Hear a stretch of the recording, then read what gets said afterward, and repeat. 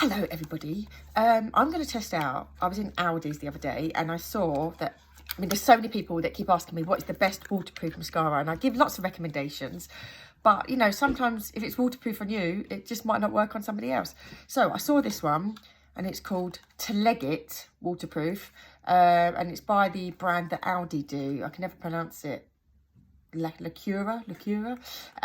So I'm going to try it today and I will let you know how I get on tonight. Let's see how it lasts. And I'm going kayaking later, so I will be splashed in water, so I will let you know how I get on. Okay, and I think that was about £4.99.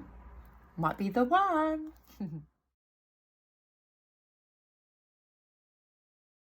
Okay, so it's been a whole day and I've had the Aldi waterproof mascara on, and look, there you go. And I've been kayaking, so I got splashed like anything in the sea. Spent 2 hours kayaking and it's still on.